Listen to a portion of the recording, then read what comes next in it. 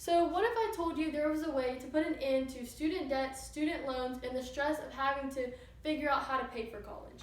Many have suggested that free college is a perfect solution to these problems. However, I'm here to tell you that this may be too good to be true. Free college is a topic that has been at the forefront of current American politics since, especially with the recent presidential election where Bernie Sanders used free college as the foundation for his political platform. Considering that we are in college and most of us are now able to vote, it's important that we have knowledge on this topic and how it may affect us. I'm going to explain why the U.S. should not make college free by telling you how it is unfair, why it promotes a detrimental mindset, and why it would have negative effects on the economy. So, not only did I follow free college in the recent presidential election, but I've also done a lot of research on the subject so that I can give you some information about it. The first topic I'm going to cover is how free college is not fair. There's two parties that free college would not be fair to. That is current college students and private schools. Larry Sharp, who is a business advisor and entrepreneur, he's also running for governor of New York, and he ran as a candidate for the Libertarian Party nomination for vice president in 2016. So his opinions may be a bit biased because of his political party affiliation, but I feel that he has a lot of experience and knowledge on the subject, so he can give a pretty accurate information. He brings up the injustice that free college would have on current students and private institutions. It wouldn't be fair for students who are currently in college and paying large loans and working hard to pay off their college to then start also having to pay for new students who are getting the education for free. Also, it isn't fair to private institutions for students to start getting free tuition to public institutions. They'll no longer have the incentive to go to private institutions where they might get a very good education. So that shows some injustices that will be present with free college. Now I'm going to explain how free college promotes a detrimental and misguiding idea of how to reach success. So free college incentivizes a lot of students who may not have thought of going to college to go. This might sound like a good idea, but actually it's not.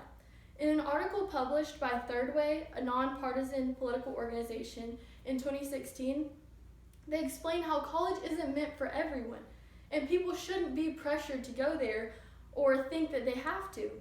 We need a lot of people going out into the workforce and learning trades, not everyone going to college. So if we put students that typically wouldn't have gone into college, it could lead to higher dropout rates in the end. So putting a cost on college makes people more likely to think about if college really is right for them or if there's other options that would work better.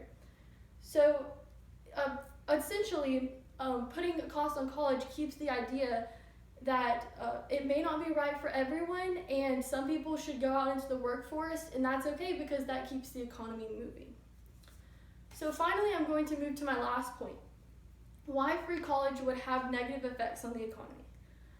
Economically speaking, free college could have some really negative consequences, according to the British Broadcasting Company or Corporation, BBC. They released an article in 2016 about the impact that free college would have on supply and demand. The nonpartisan organization claims that free college would cause the demand for in-state public education to rise. However, limits on government budgets could lead to cuts in the number of accepted students. So essentially, more students wanting to go to college because it's free could lead to less spots available for them to go to.